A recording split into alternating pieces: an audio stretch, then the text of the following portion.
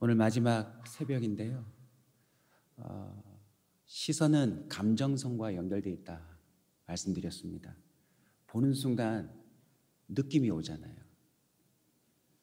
그리고 거기서 끝나지 않고 동선과 연결되어 있다. 그래서 사람들이 말합니다. 눈길 주지 말라고. 그게 그 사람의 길이 되니까요. 왜 우리에게 변화와 성숙이 더딥니까? 하나님과 그 눈길이 마주치지 않기 때문입니다.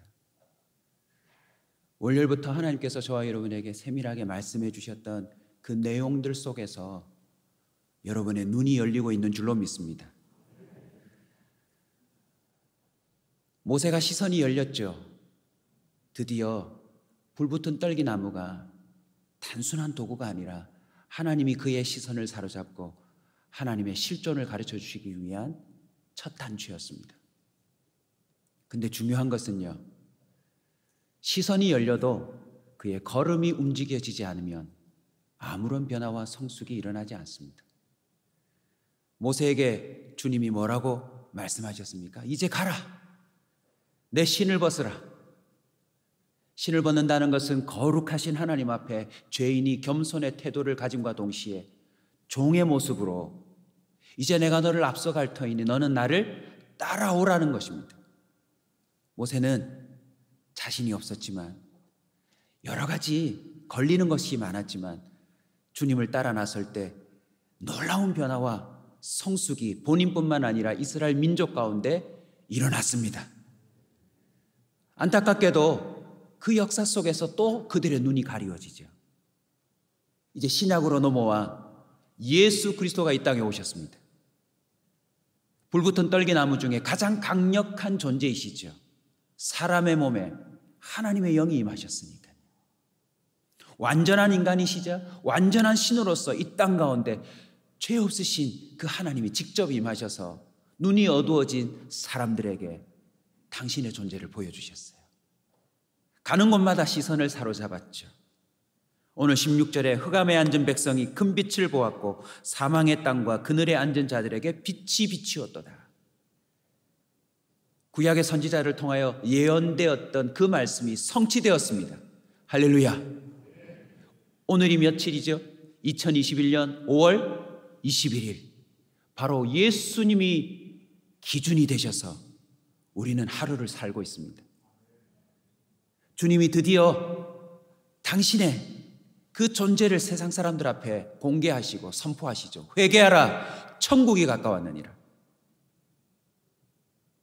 이제 너희들에게 빛이 비추어졌으니 하나님의 실존이 너희들에게 구체적으로 더 선포되었으니 너희들의 걸음을 돌이키라는 겁니다. 여러분, 회개는요, 해보셔서 아시겠지만 뉘우침이 아니에요. 자책이 아닙니다.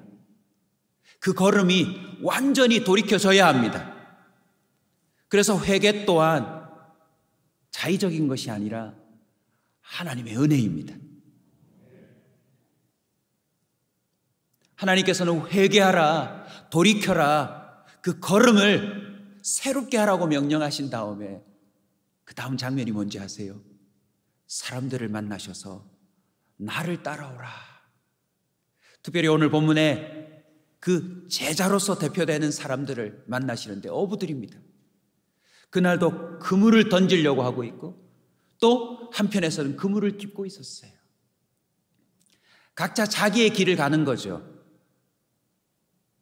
어부의 삶으로 그들은 매일매일 그 길을 걸어가고 있는데 주님이 그 인생 앞에 나타나셔서 그 눈길을 사로잡으시고 나를 따라오라 라고 말씀하십니다.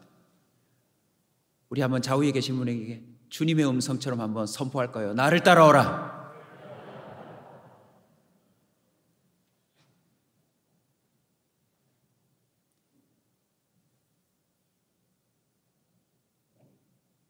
주님이 나를 따라오라 말씀하심이 우리에게 복음입니다.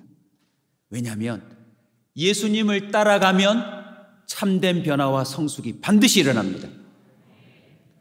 엉뚱한 사람을 따라가면 인생을 망칠 수 있지만 예수님을 따라가면 참된 변화와 성숙이 그 사람에게 반드시 일어납니다. 그런데 이상한 점이 있어요. 물론 그 사이에 약간의 간격도 있을 수 있지만 성경은 공통적으로 증언합니다. 이 사람들이 서슴없이 예수님을 따라 나서요. 그물을 버립니다. 배도 버립니다. 심지어 아버지도 품꾼과 함께 버려두고 따라 나서요. 저와 여러분에게 이런 걸음이 있기를 주의 이름으로 축원합니다. 이 우는 아이를 안고 이렇게 달려온 엄마를 우리 박수 한번 쳐줍시다, 여러분. 네. 아이, 새벽에 아이 업고 안고 오시는 분들 보면 대단해요. 하나님께서 이끌고 계신 줄 믿습니다. 예수님이 왜 따라오라고 했을까요? 그 길이 구원의 길이기 때문에 그렇습니다. 그 길이 살 길이기 때문에 그렇습니다. 여러분, 우리가 우리의 삶을 어찌 해보려고 많은 길을 쫓아가 봤잖아요. 때로는 아이도 없고 안고 또는 자신이 긴급하여 이런저런 사람들의 말을 듣고 여러 길로 가봤지만 여러분, 그 길은 우리를 살리지 못합니다. 혈루병 앓던 여인이 고백했던 것처럼요, 도리어 많은 걸 잃어버리고 자신의 상태는 더 심각해질 뿐이에요. 예수님의 소문을 듣고 옷자락이라도 만지고자 나왔던 그 걸음이 그 여인의 정말 세상말로 팔자를 고쳐놓지 않습니까? 여러분, 오늘 이 특세가 맞춰지는 이 순간 예수님을 따라 나서기로 결단하십시오. 예수님은 왜 따라오라고 했을까요? 예수님의 걸음이 이러한 의미를 갖고 있기 때문입니다. 첫 번째는요, 오직 하나님 아버지의 말씀대로 사는 길입니다. 대표적인 성경 구절 기억나시죠? 마가복음 14장 36절에 보면 땀이 핏방울이 될 정도로 몸과 영혼에 힘을 다하여 기도하시는데 뭐라고 기도하시죠? 나의 원대로 마옵시고 아버지의 원대로 되기를 원하나이다. 저와 여러분이 수많은 기도를 하고 집회를 참여하고 양육 시간을 할애하여 도전한다 할지라도 왜 변화와 성숙이 안 되죠? 우리의 원함을 간구하기 때문입니다. 오늘도 이렇게 애써 나오셨지만 기도 제목이 주님, 내가 원하는 것, 주님, 내 뜻 좀 들어주십시오. 난 이걸 원합니다. 나 이거 간절히 원합니다. 여러분, 그거 기도하시면 변화와 성숙은 거리가 멉니다. 예수님은 온통 각기 제 길로 가버린 사람들의 그 삶의 한가운데 오셔서 나를 따라오라, Follow me. 주님의 걸음이 뭐죠? 오직 아버지의 원대로 가는 것. 생각하는 것, 말하는 것, 선택하는 것, 행동하는 것. 여러분, 사복음서를 보면 예수님의 모든 것은 오직 하나님의 뜻에 맞춰져 있습니다. 이쯤 하시면 금세 왕으로 등극하실 수 있는데, 이 정도 능력이면 수많은 사람들을 동원하여 자신의 입신을 위해 쓸 수 있는데 주님은 말 한마디도 아낍니다. 왜요? 오직 하나님의 말씀대로 하시려고. 저와 여러분의 문제가 뭔지 아십니까? 너무나도 명백한 문장을 하나 가르쳐 드릴게요. 지금 저와 여러분이 고통당하는 것, 아파하는 것, 우울해하는 것, 뭔가 일이 꼬이고 풀리지 않는 모든 것들의 뿌리를 찾아가 보면 하나님의 말씀대로 살지 않았습니다. 저와 여러분이 겪고 있는 이 땅 가운데서의 모든 그 나쁜 것들의 뿌리는요, 다 말씀대로 살지 않아서 그래요. 아빠가 말씀대로 살아보십시오. 가정은 변합니다. 엄마가 말씀대로 살아보십시오. 가정이 변합니다. 부모가 말씀대로 살아보십시오. 가정은 변합니다. 자녀들이 말씀대로 살아보십시오. 청년들이 말씀대로 살아보십시오. 어린아이들도 말씀대로 살아보십시오. 반드시 변화와 성숙이 일어납니다. 저와 여러분의 문제는 단순해요. 말씀대로 하지 않아요.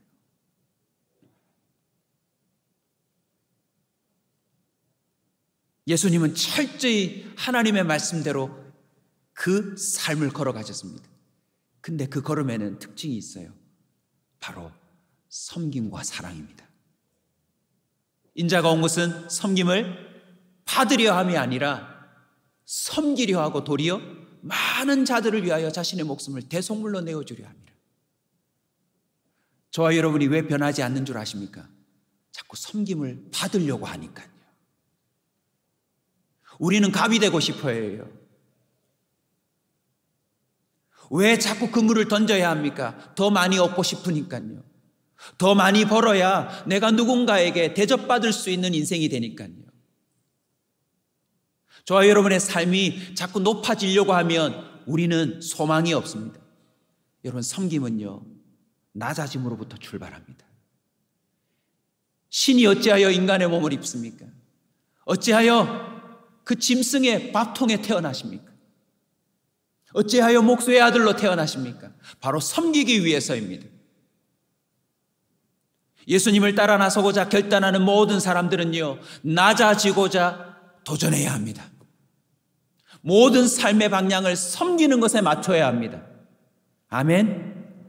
물 한 컵도요, 작은 소자를 대접한 것이 곧 나에게 한 것이라고 한 것처럼 우리는 다른 이들을 먹이려고, 다른 이들을 섬기려고 도전해야 합니다.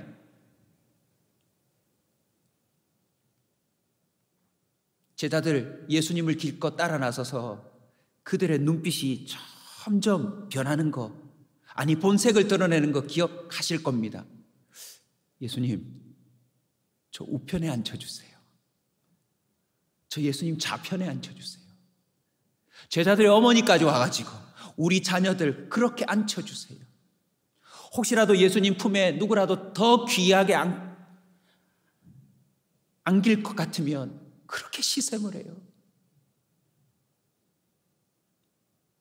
사랑하는 성도 여러분, 저와 여러분은요, 예수님을 따라 나서서 섬기는 자가 되기로 결정하셔야 합니다. 그러려면 철저히 낮아지셔야 돼요.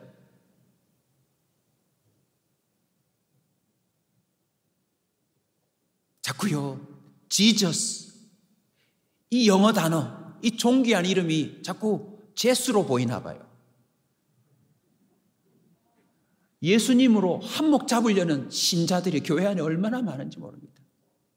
예수 이름으로 주님 저 복되게 하여 주옵소서. 예수 이름으로 우리 집의 크기를 넓혀 주시옵소서. 예수 이름으로 승진하게 하옵소서. 예수 이름으로 잘되게 하여 주옵소서. 어쩌면 제자들이 그물을 빨리 던진 이유는요, 주님으로 말미암아 더 큰 한 몫을 잡을 수 있다고 하는 마음 때문이었는지도 몰라요.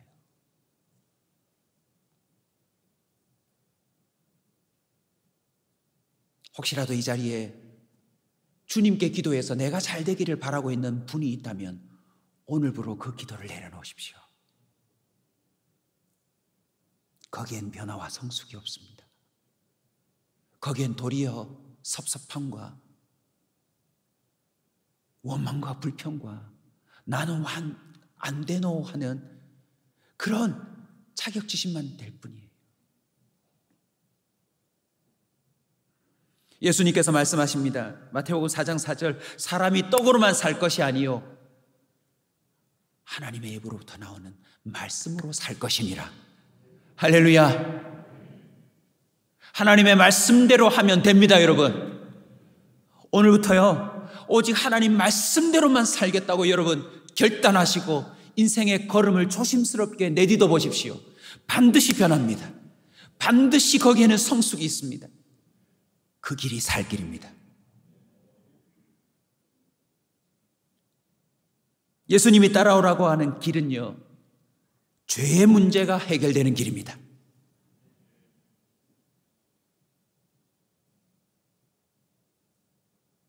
예수님을 따라 나섰더니요, 예수님이 가는 곳마다 죄 사함을 선포하세요.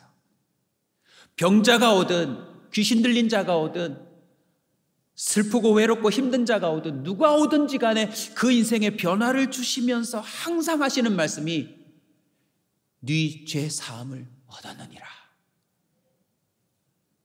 바리새인과 서기관들은 이걸 몹시도 싫어하죠. 네가 뭔데?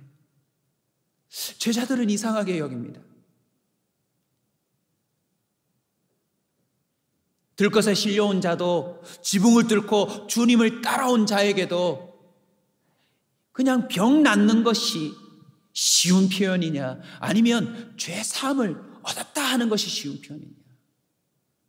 여러분, 사실 눈총이 오잖아요. 신성모독죄라고 걸고 싶어하는 자들에게 이 표현이 훨씬 어려움에도 불구하고 주님은 당당히 선포합니다. 네 죄 사함을 받았느니라. 여러분, 예수님을 따라가면 죄 문제가 해결됩니다. 주님이 그걸 보여주시려는 거예요. 예수님의 첫걸음을 가보면 공생의 사역 시작이 세례를 받으세요.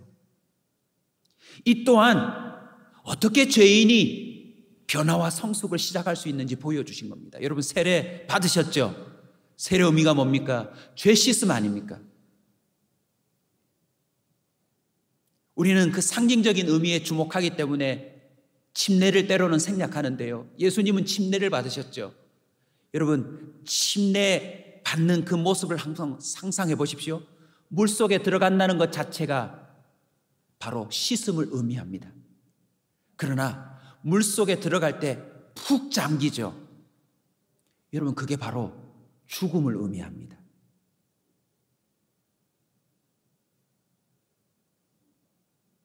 세례 의미를 깨달으면 될 텐데 세례 의미 깨닫지 못하는 이 세상의 모든 죽을 지경에 이른 사람들이 결국 어떻게 하던가요? 강가나 바닷가에 가서 결국 그렇게 서서히 걸어서 물속에 들어가지 않던가요? 죽는 셈이죠. 그런데 세례는요, 죽는 것으로 끝나지 않습니다.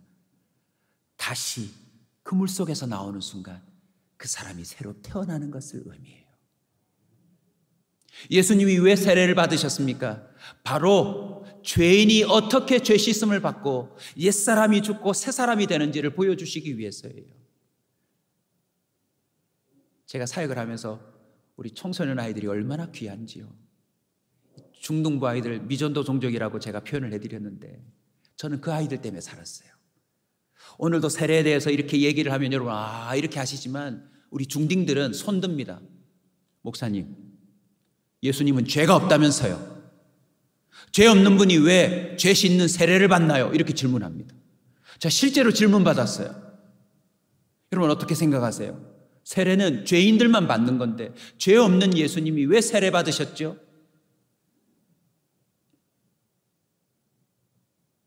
바로 우리의 모든 죄를 짊어지셨기 때문에요. 예수님이 세례 받으시고 가는 곳마다 죄사함을 선포하신 다음에 결국 어떤 길로 가십니까? 십자가의 길로 가세요. 예수님 자꾸 죽는데요.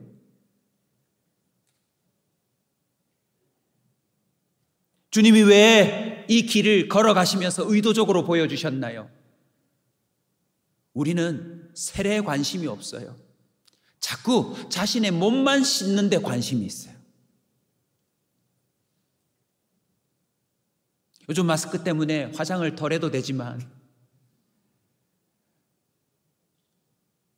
결국 세상에서 가장 발전하는 문화가, 산업이 무엇입니까? 사람들을 번드르하게 만드는 그 문화입니다. 화장을 넘어 이제 변장 수준이에요. 그냥 딴 사람을 만들어 놓는 문화가 이 세상이 얼마나 발전하고 있습니까? 왜요? 그러면 변하는 줄 알고. 바리새인과 서기관들이 예수님에게 지독하게 손 씻는 문제, 그 겉을 정결하게 하는 문제를 얼마나 집요하게 물고 늘어섰습니까? 여러분, 그걸로는 변화와 성숙이 일어나지 않습니다. 죄의 문제가 해결되어야 합니다. 아멘. 예수님이 왜 가는 곳마다 죄 사함을 선포했습니까? 가는 곳마다 사람의 문화는 판단과 정죄였어요. 오늘 옷 왜 그렇게 입었냐? 오늘 왜 거기 앉았냐? 오늘 왜 머리 모양이 그 모양이냐? 가정 예배를 드리면 싸우시는 가정이 많대요. 똑바로 앉아. 눈빛이 왜 그래?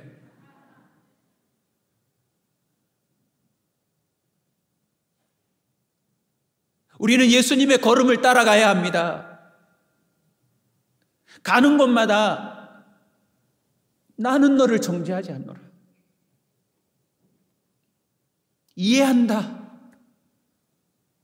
너희들이 왜 이렇게까지 살 수밖에 없는지 이해한다. 오히려 불쌍히 여기시고 긍휼히 여기시지 않던가요?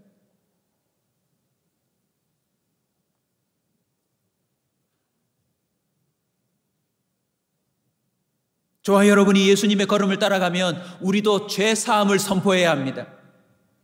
내가 죄를 사한 것이 아니라 하나님께서 사하셨기 때문에 나 또한 당신을 용서할 수밖에 없습니다라고 선포할 수 있기를 주의 이름으로 축원합니다.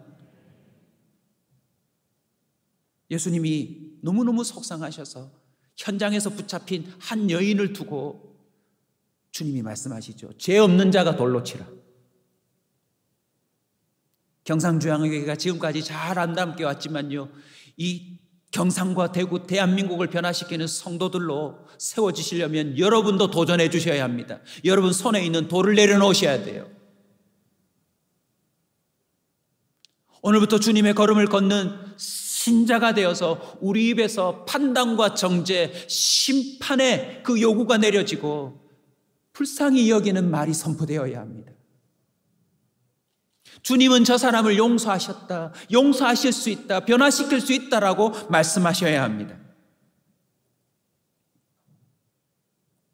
여러분, 예수님이 왜 하필 십자가로 갑니까? 제자들 너무너무 속상했어요. 아니, 이 정도면 로마를 뒤집어 엎을 수 있는데, 이 정도면 의기투합해가지고 한번 뭔가 큰일을 해낼 수 있는데 예수님이 갑자기 죽는데요. 이유가 뭡니까? 십자가가 아니고서는 사람의 인생에 변화와 성숙이 있을 수 없으니까요. 저와 여러분이 아무리 겉을 번드르게 하고 높아지고 뭔가를 구비한다 할지라도요, 저와 여러분은 죄인입니다. 결국 우리는 그 죄의 대가를 치르고 살아야 돼요.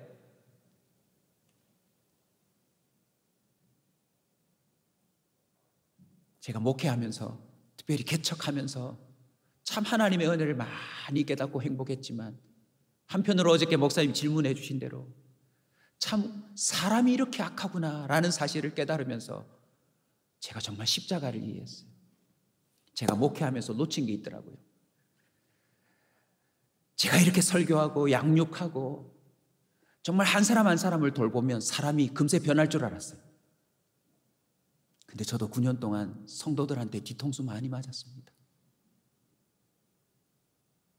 헌금을 도둑질해 간 성도도 있었고요. 교회에 있는 어려움들을 저한테 다 뒤집어 씌우는 성도도 있었고요. 그런데 제가 나중에 깨달았어요. 실망하는데 주님이 그렇게 말씀하시더라고요.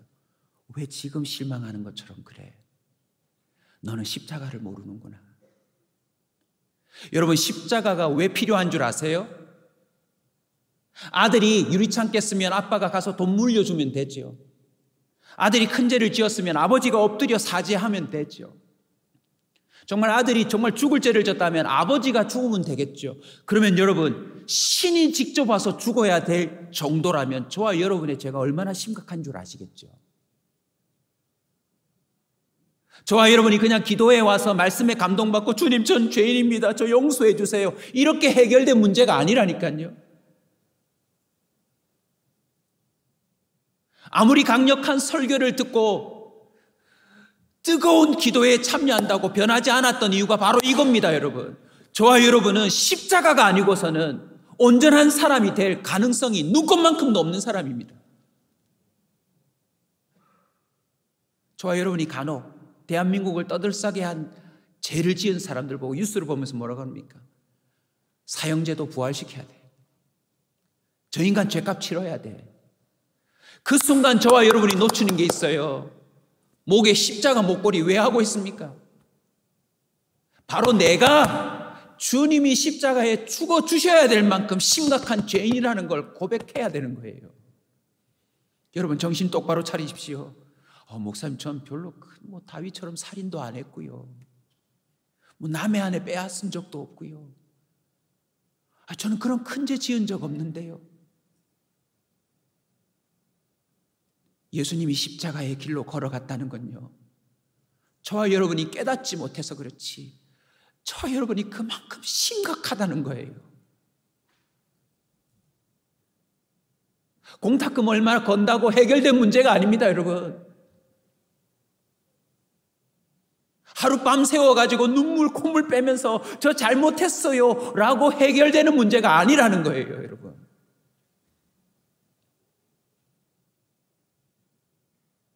주님의 은혜로 이렇게 설교하는 자로 서 있지만 저는 나이가 들면서 더 큰 고민에 빠지고 있습니다. 물론 건강한 고민인데요. 그게 뭔지 아세요?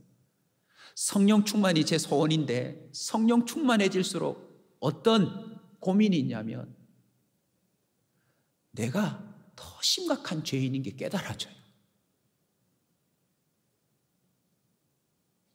내 안에 계시는 성령이 나의 옛사람을 투영해 주시니까 내가 얼마나 지독한 죄인인지 가면 갈수록 크게 다가오는데 소름 돋아요. 소름 돋아. 여러분은 여러분이 어느 정도의 죄인이라고 생각하세요? 아마 이 마음이 다 있을 겁니다. 한번 따라서 합시다. 나는 저 정도는 아니다.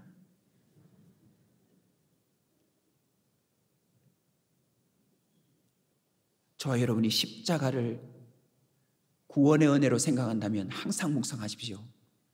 나는 십자가가 필요한 만큼의 죄인이다. 예수님이 그 길을 가면서 보여주신 거예요. 그가 찔림은 우리의 허물 때문이요 그가 상함은 우리의 죄악 때문이라. 예수님이 그 십자가의 걸음을 차곡차곡 걸어가며 제자들에게 다 보여주신 것은 이래야 죄의 문제가 해결된다는 걸 보여주신 거예요. 저와 여러분도요, 높은 언덕의 길이 아니라 십자가의 길로 가야 변화되고 성숙해집니다. 아멘. 이제 세 번째 의미를 알려드립니다. 예수님의 걸음은요, 중생의 길이에요. 사람이 다시 태어나는 길을 주님이 걸어가 보여주신 겁니다. 그래서 예수님을 따라가면 사람이 다 새로 태어난 것처럼 역사가 일어났어요. 여러분, 사복음서 보면 얼마나 흥분되는지 모릅니다. 한 마을에 군대 귀신 들려서 누구도 손쓰지 못하는, 성경에 이렇게 표현되어 있습니다. 아무도 제어할 힘이 없는지라. 여러분, 집집마다 그런 인간 한 명 있죠. 누구도 제어할 수 없는 그 인간. 성경은 선포합니다. 군대 귀신을 몰아내고 그 사람이 정신이 온전하여 앉아있는지라. 여러분, 이것만큼 놀라운 변화와 성숙이 어디 있습니까? 사람이 다시 태어나는 겁니다. 맹인이 다시 눈을 뜹니다. 앉은 맹이가 일어나 걷습니다. 입에 거품을 물고 틈이 나면 물불에 쓰러져 귀신 들린 자로 고통당하는 자녀를 둔 아비가 예수님께 나와서 고쳐달라고 부탁하죠. 제자들은 못 고친다고. 주님이 뭐라고 말씀하십니까? 할 수 있거든이 무슨 말이냐. 믿는 자에게는 능치 못함이 없느니라. 예수님의 걸음에 사람이 다시 태어날 수 있다라고 하는 놀라운 복음이 담겨져 있습니다. 여러분, 글로만 읽지 말고 믿으십시오. 예수님을 따라 걸어가면 이런 다시 태어남이 일어납니다. 안타깝게도 오늘날 기도하는 사람 중에도 자꾸 이런 중생을 원해요. 주님, 저 흙수저인데 금수저 되게 해주세요. 좀 다시 태어났으면 좋겠다. 저도 한때는 그런 생각했습니다. 지금 익히 말고 한 180, 190. 제가 청소년 사역을 했는데요, 분명히 작년에 나보다 작았는데 방학 지나고 나니까 제가 최고 많이 큰 아이를 봤는데 14cm가 크더라고요. 갑자기 이렇게 올라왔어요. 제가 그 애한테 물었어요. 거기 공기 좋으냐? 시야가 틀리대요. 키가 크니까. 우리는 자꾸 이런 집안 말고 다른 집안에서 한번 태어났으면 좋겠다. 제가 오늘 성경 공부해서 권사님께 했더니, 권사님 다시 태어나면 어떻게? 저는 금발로 태어나고 싶습니다. 우리는 자꾸 이 땅 가운데서 우리가 원하는 삶으로 다시 태어나고 싶어요.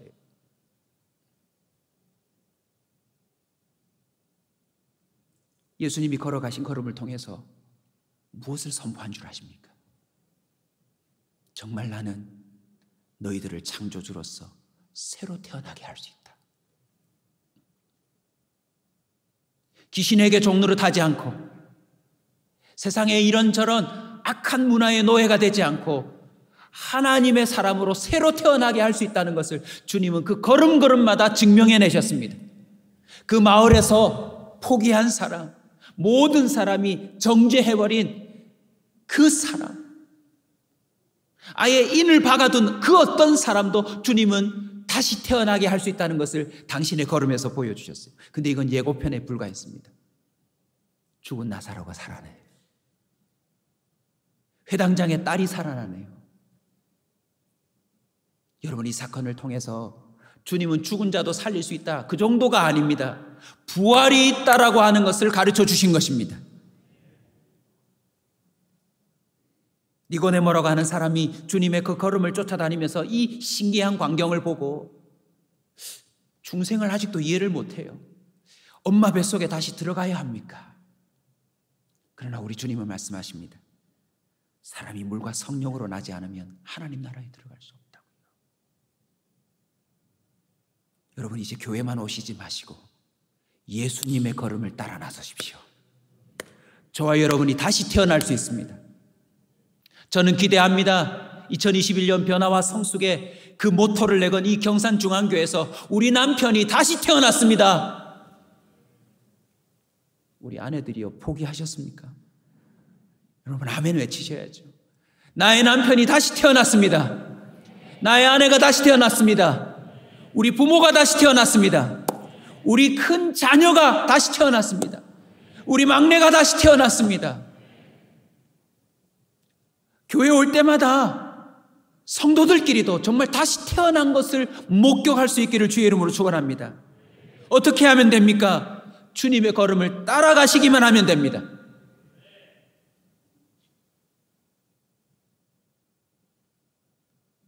주님의 걸음을 따라가면요, 어느 정도까지 성장할 수 있는 줄 아세요? 신기하게도 저 구절 계속 눈에 들어옵니다. 우리 같이 한번 읽읍시다. 시작. 우리가 다 하나님의 아들을 믿는 것과 아는 일에 하나가 되어 온전한 사람을 이루어 그리스도의 장성한 분량이 충만한 데까지 이르리니. 저 보십시오. 성장판이 닫혔습니다. 안 믿으시겠지만 제가 꽤 실력 있는 육상 선수였는데, 대표 선수가 될 만큼의 재능이 있다고 했는데 제가 돌연 운동을 그만뒀습니다. 이유가 뭔지 아세요? 키가 안 커요.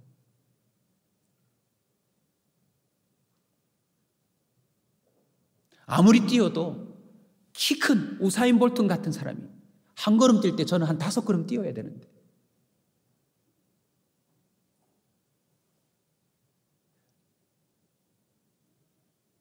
여러분도 성장판이 닫혔다는 사실에 속상하실 때 있죠. 근데 제가 오늘 놀라운 사실 하나 가르쳐 드릴게요. 예수 믿으면 새로운 성장판이 하나 생기는데 예수님까지 자랄 수 있습니다. 저는 그거 보고 지금 가고 있습니다. 어제도 이 목사님 온라인 중보기도 난생 처음 이 유튜브 방송에, 물론 교회에서도 제가 우리 성도를 양육으로 하지만 이렇게 생중계로 해본 건 처음이거든요. 탁 섰더니 알게 모르게 우리 교인들도 알고 이렇게 들어왔던데, 뭐 댓글이 주로 이렇습니다. 반응이 뭐 야구 중계하는 줄 알았다.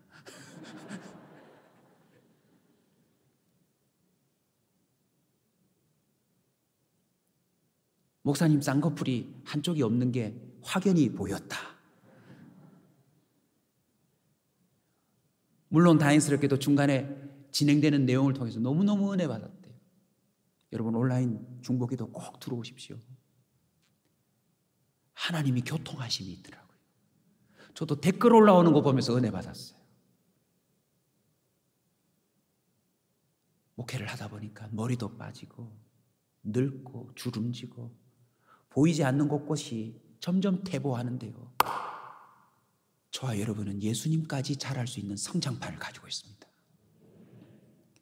내가 무슨? 아니요. 성경을 보십시오. 주님이 그거 가르쳐 주려고 제자들을 부르신 겁니다. 베드로야, 요한아, 내가 한 일을 너희도 할 것이요 나보다 더한 일도 할 거다. 아멘. 여러분, 이거 믿으셔야 합니다. 우리의 변화와 성숙은 어디까지입니까? 예수님까지입니다. 사람 안 변한다라고 하는 그 회의적이고 비관적인 말에 속지 마십시오. 예수 믿는 자에게는, 주님의 걸음을 따라 나선 자에게는 주님이 그런 은혜를 주십니다. 물론 여러분, 주님을 따라 나섰던 이 12명의 중간 보고가 어떻습니까? 가룟 유다 예수를 팔고 자살해버립니다. 11명의 제자 다 배신합니다. 우리 중딩이들이 또 손들고 얘기하더라고요. 목사님, 예수님은 사람 보는 안목이 없는 것 같습니다. 제가 제자 훈련한다고 애들 보고 학원 그 사이에 잠깐이라도 와라, 내가 밥 줄게. 학원 했더니, 목사님, 예수님도 제자 훈련에 실패했는데 목사님이 무슨 수로 우리를. 어른들은 그냥 아예 오잖아요. 우리 중학생들은 빈틈을 못 줍니다.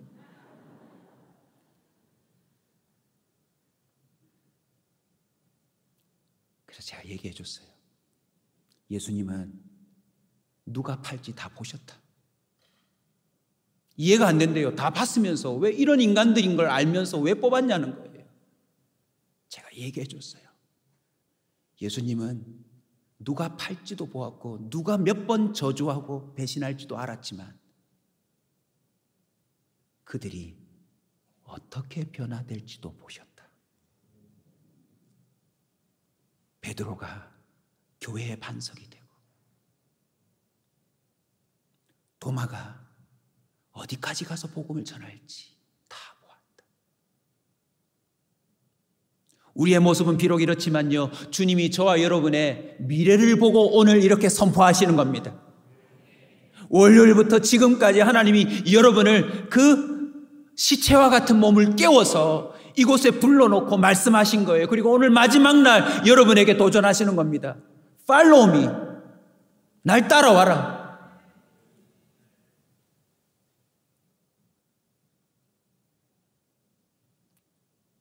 여러분, 제가 해봐서 아는데요, 따라만 가십시오.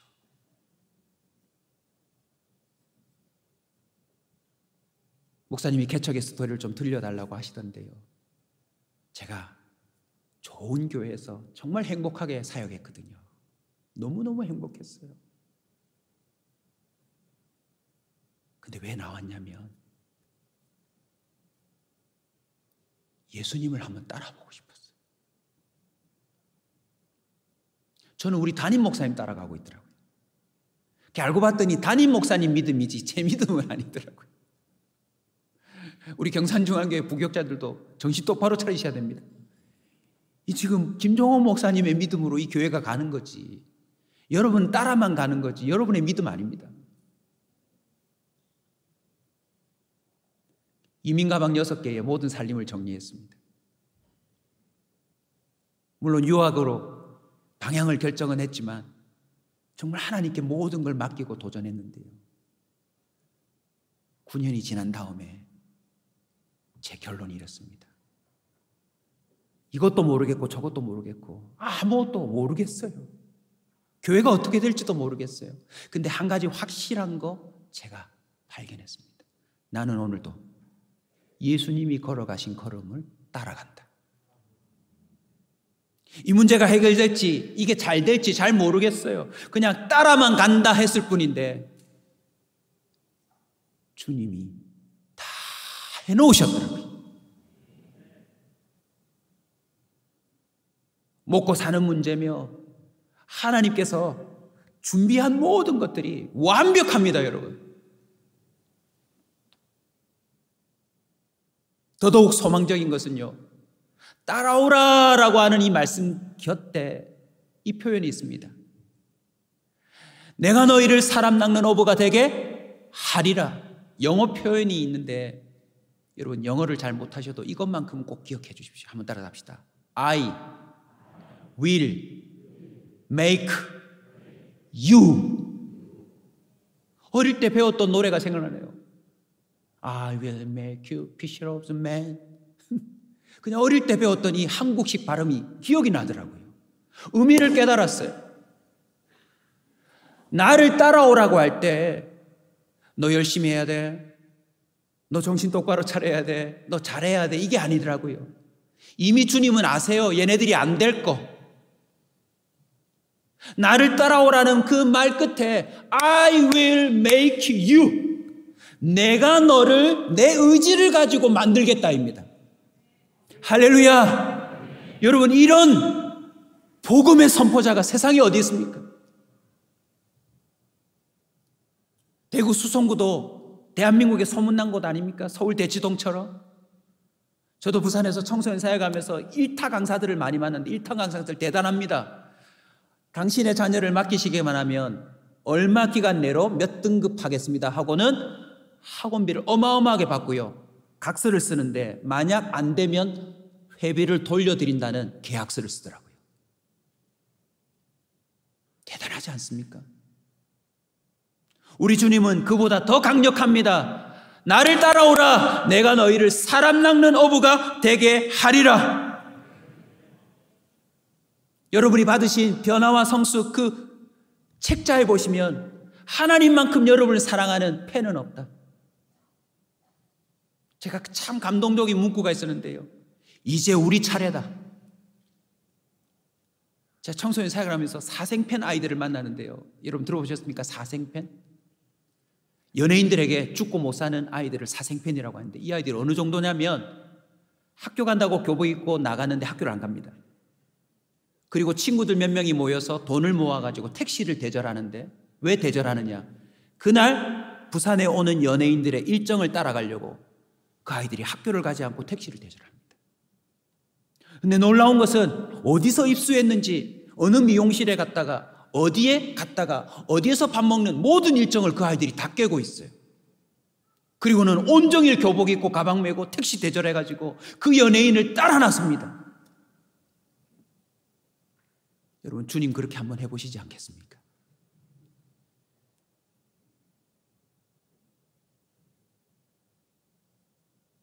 경산중앙교회 모든 성도님들이 오늘부터 예수 그리스도의 사생팬이 되시길 주의 이름으로 축원합니다. 사복음서를 보십시오. 예수님 앞에 나왔어도 구경꾼으로 있는 자에게는 그 어떤 변화도 일어나지 않습니다. 아니 눈앞에 한 걸음이라도 더 나아가서 옷자락만 잡아도 그 12해에 앓았던 병이 근원이 마르는 것을 보는데도 바리새인과 서기관들은 주님을 판단하고 정죄하고 자신들의 뜻대로 움직이려고 할 뿐 전혀 그들에겐 변화가 없어요. 저와 여러분이 할 일은 그물을 그냥 버려두시면 됩니다. 아멘. 그 다음에 그물 깃는 자들이 있었죠. 여러분 던지는 자가 있는데 옆에 그물 깃는다고 그랬어요. 여러분 이 사람들이 나가서 나중에 고기 못 잡잖아요. 여기서 그물 기어봐야 똑같아요. 저와 여러분은 지금 세상에서 온갖 사람들의 그물 던지는 이야기를 듣고 있습니다. 여기 투자하면 돈 많이 번다. 그리고는 또 그물을 깃고 있죠. 준비하고 있죠. 여러분 예수님을 따라 나서십시오. 예수님이 하셨던 그 걸음걸음을 보시면서 우리 그대로 흉내만 내도 됩니다. 아멘. 오늘 작은 소자에게 물 대접해드리고 용서할 수 없는 자 용서하고 정죄하고 싶지만 정죄하지 않고 하나님 아버지가 바라보시는 대로 하나님 아버지가 말씀하시는 대로 하나님 아버지가 행하시는 대로만 그에게 도전하시면 됩니다. 단 하나 부탁드립니다. 혹시 주님을 따라 나서다가 우리의 실체가 드러나도 놀라지 마십시오. 왜냐하면 주님이 십자가를 졌다는 걸 통해서 이미 우리를 인정해야 됩니다. 나는 그 정도 인간이구나. 그래서 부탁드려요. 자살하지 마세요. 나는 특세도 안 되는갑다 이러고 자살하지 마세요. 우리 옆 사람 인사합시다. 끝까지 살아남았어. 철판 깔고 주님을 따라갑시다. 아멘. 여러분 가룟 유다가 자살 안 했으면 주님은 그 인간 만들 수 있어요. 주님은 그 인간도 주님의 귀한 재정을 담당하는 사람으로 만들 수 있는데 바보같이 자살을 해버린 거죠. 높아지면서 하나만 더 합시다. 옆 사람에게 인사합시다. 칼은 내려놓고 갑시다. 베드로 예수님 따라 나서가지고 기껏 십자가 그 하이라이트에서 하필 말고의 길을 기어가요. 여러분 소름 돋지 않습니까? 김 집사님 칼 차고 다니고 있을 수도 있습니다. 나름 주님 위한다면서 그물도 버리고 자존심도 내려놓고 이런저런 생각 다 내려놓고 무기 내려놓고 우리는 뭐만 합니까? 주님만 따라가시면 됩니다. 그 걸음을 따라가면 I will make you, 주님이 저와 여러분을 만드실 겁니다.